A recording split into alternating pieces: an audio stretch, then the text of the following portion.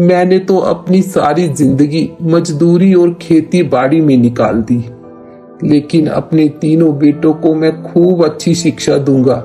जितना मुझसे हो पाएगा तब तक मैं जरूर करूंगा।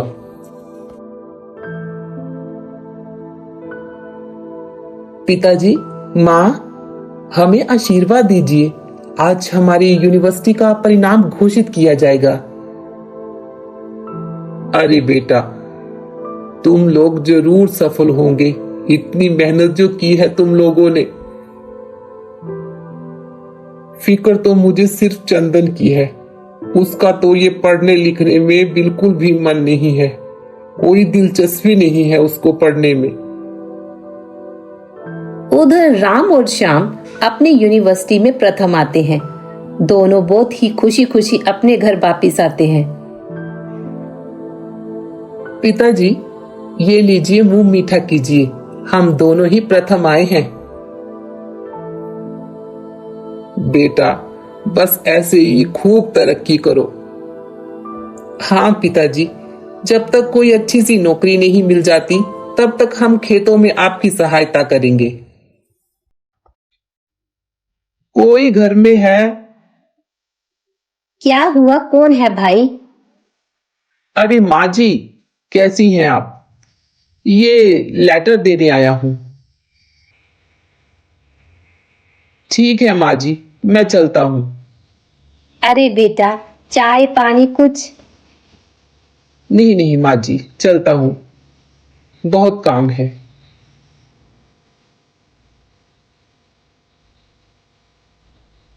अरे वो चंदन नहीं आया तुम्हारे साथ? माँ जी, बैठा होगा कहीं पर। इस बार फिर से जो फेल हो गया। वो 12वीं पास कर ले, उसके लिए इतना ही बहुत होगा। इतने में चंदन भी घर पहुंच जाता है। पिताजी, ये पढ़ाई बढ़ाई का काम मेरे बस की बात नहीं है। मैं आपके साथ खेती बाड़ी ही करूंगा। अरे बेटा सुनो ना, देखो तो आज ये एक चिट्ठी आई है। राम चिट्ठी को पढ़ता है और बहुत ही खुश हो जाता है। अरे माँ, ये तो बहुत ही खुशी की बात है। हम दोनों को नौकरी मिल गई है। हम दोनों को कल ही शहर के लिए निकलना होगा। घर में बहुत ही खुशी का माहौल हो जाता है और अगले ही दिन सुबह राम और श्याम शहर के लिए निकल जाते हैं। अरे बेटा, वहां पहुंचकर हमें फोन जरूर करना और हाँ, अपना ख्याल रखना। कोई भी लापरवाही मत करना। हाँ माँ, आप सब लोग भी अपना ध्यान रखना। पिताजी, हम लोग अब निकलते हैं।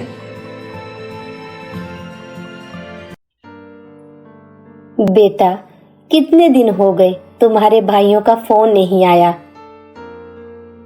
माँ, मैं जब भी भाई को फोन करता हूँ वो फोन काट देते हैं, ये कहकर कि वो काम में बहुत ही बिजी हैं। अब आप ही बताओ, मैं उनको कब फोन करूं? धीरे धीरे पिताजी की तबीयत बहुत खराब रहने लगी। बेटा, अपने भाइयों को खबर कर दो कि पिताजी की तबीयत बहुत खराब है। क्या कहा तुम्हारे भाइयों ने? वो दोनों नहीं आएंगे ना? आज बूढ़े बाप के कंधे मजबूत नहीं रहे तो तुम लोग हाथ नहीं थाम सकते। मैंने अपनी मेहनत मजदूरी से जोड़ी हुई एक एक जमा पूंजी उन दोनों की पढ़ाई में लगा दी, ताकि तुम लोगों को ऐसा गरीबी भरा जीवन ना जीना पड़े। पिताजी, आप चिंता मत करो, आपको कुछ नहीं होगा, मैं हूं ना। अच्छा हुआ तुम फेल हो गए, कम से कम अपने भाइयों के जैसे तो नहीं हो। तुम बहुत ही भोले हो चंदन। तुम्हारे दोनों बड़े भाई शहर जाकर इतने घमंडी और लालची हो जाएंगे, मैंने कभी सोचा भी नहीं था। वो दोनों मेरे आखिरी समय में मुझसे मिलने तक नहीं आए। और इतना कहते हुए उसके पिताजी इस दुनिया को छोड़कर चले जाते हैं। पिताजी, पिताजी, ये क्या हो गया? माँ, ये क्या हो गया? पिताजी हमें छोड़कर चले गए माँ। अब मैं क्या करूँगा माँ? सारे क्रियाक्रम के करने के कुछ दिनों के बाद उधर पिताजी के जाने की खबर सुनकर राम और श्याम घर आते हैं। दोनों ने शहर में अपनी पसंद से शादी कर ली और वहीं रहने लगे। माँ, हम लोगों को अगले हफ्ते अपने काम पर वापस भी जाना होगा, इसीलिए हम दोनों ने ये फैसला किया है कि आप जमीन का बंटवारा कर दें। वैसे तो ये काम पिताजी को बहुत ही पहले कर लेना चाहिए था। तुम लोगों को शर्म आनी चाहिए। अभी तुम्हारे पिताजी को गुजरे हुए दिन ही कितने हुए हैं। कितने लालची हो गए हो तुम दोनों। लेकिन राम और श्याम बंटवारे की जिद पर अड़े रहे और घर में लड़ाई झगड़े होने लगे। उनकी जिद के चलते उनकी माँ ने कुछ दिनों के बाद ही उन सबको अपना अपना हिस्सा दे दिया। अजी सुनते हो, हम सबको अब निकलना चाहिए। भैया, वहां जाकर हमारा हाल चाल पूछते रहना। कम से कम माँ का हाल जानने के लिए ही फोन कर लेना। हाँ हाँ ठीक है। और इतना कहते ही राम और श्याम अपनी पत्नियों के साथ शहर के लिए निकल जाते हैं। उफ, मेरा तो यहाँ दम घुट रहा था। बड़ी ही मुश्किल से बुढ़िया ने जमीन के कागजात दिए हैं।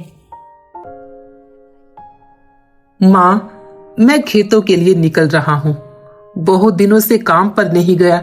ऐसे जमीन को छोड़ दिया तो जमीन भी बंजर हो जाएगी। बेटा, मैं भी तुम्हारे साथ चलूंगी। अरे माँ, आपकी उम्र थोड़ी है अब काम करने की। आपकी तबीयत वैसे भी अब ठीक नहीं रहती। आप आराम करो, मैं जाकर आता हूँ। कितना भोला है मेरा बेटा, ना जाने अब इसका क्या होगा। कुछ दिनों के बाद चंदन की माँ की तबीयत भी बहुत खराब रहने लगी। बेटा, इस दुनिया से जाने से पहले मैं तुम्हारा घर बसाना चाहती हूँ। मेरे बाद तुम्हारा कौन सहारा बनेगा? मैंने तुम्हारे लिए बहुत ही भली लड़की देख रखी है।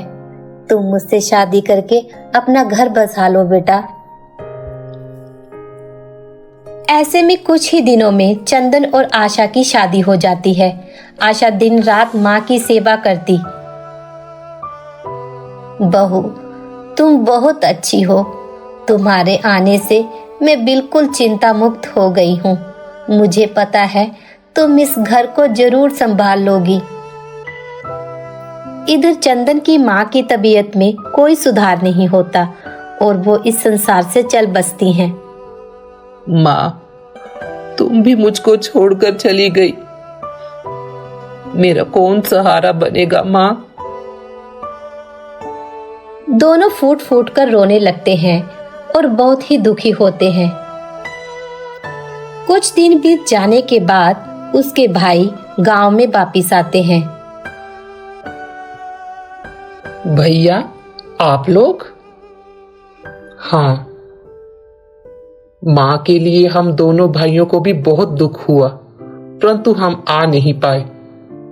पर आज हम एक बहुत ही जरूरी काम से आए हैं। देखो चंदन, इस घर में आखिर हमारा भी हिस्सा है, तो अब इस घर का भी बंटवारा होगा। इस घर में? परंतु भैया, घर का बंटवारा कर दोगे तो मैं कहाँ रहूंगा? मेरे पास तो कोई नौकरी भी नहीं है और खेती बाड़ी से मैं कितना ही कमा लेता हूँ। देखो चंदन, वो सब हम नहीं जानते। अगर तुम इस घर में रहना चाहते हो तो इसके जितने भी पैसे बनते हैं वो हमें दे दो। परंतु भैया, मेरे पास कोई पैसे नहीं है। मैं एक गरीब हूँ, खेती बाड़ी से अपना घर का गुजारा चला रहा हूँ। मेरे पास इतने पैसे नहीं है कि मैं आपको इस घर के पैसे दे सकूं। परंतु उसके भाई नहीं मानते और घर का बंटवारा हो जाता है। सुनिए जी, अब हम लोग क्या करेंगे, कहाँ जाएंगे? तुम चिंता मत करो, हम अपने हिस्से की जमीन पर अपना घर बनाएंगे। जल्द ही चंदन और आशा अपना एक छोटा सा घर बनाते हैं और उनका परिवार आगे बढ़ता है। घर में खाने के लिए कुछ भी नहीं है, बच्चों की फीस के लिए पैसे नहीं हैं। तुम चिंता मत करो, मैं कुछ ना कुछ बंदोबस्त करता हूँ। ये लो, थोड़े पैसे रखो। परंतु इतने पैसों से घर नहीं चल सकता। आप बुरा ना मानो तो मैं एक बात कहूँ, क्यों ना हम सड़क पर एक छोटी सी चाय की दुकान खोलें? दोनों मिलकर दुकान में काम करेंगे, इससे आपकी भी मदद हो जाएगी और घर का खर्च भी निकल जाएगा। हाँ, वैसे विचार बुरा नहीं है। ठीक है, हम कल से ही अपना काम शुरू करते हैं। चंदन और आशा मिलकर एक छोटी सी चाय की दुकान खोलते हैं और अपना काम शुरू करते हैं। आज सारा दिन बस 2 ही ग्राहक आए, ऐसे में कैसे खर्च निकलेगा? अरे आप चिंता क्यों कर रहे हो? धीरे धीरे दुकान चलने लगेगी, परंतु हमें काम करते रहना चाहिए। अभी हमारी नई नई दुकान है, थोड़ा समय तो लगेगा ही ना। तकरीबन 1 महीना गुजर जाता है, परंतु दुकान पर कुछ खास ग्राहक नहीं आते थे। सुनो आशा, क्यों ना मैं शहर जाकर कोई काम करूं? तुम यहाँ बच्चों के साथ मिलकर दुकान संभाल लेना, मैं शहर में कोई काम ढूंढ लूंगा। ठीक है, जैसा आपको ठीक लगे। अगले दिन चंदन काम की तलाश में शहर के लिए निकल जाता है और इधर आशा अपने दोनों बच्चों के साथ मिलकर दुकान संभालने लगती है। सुनो बहन, 2 चाय देना। ऐसे में धीरे धीरे वक्त गुजरने के साथ उनकी चाय की दुकान चलने लगती है, क्योंकि उस सड़क पर कोई भी चाय की दुकान नहीं थी। माँ, आज तो हमारी अच्छी खासी कमाई हो रही है।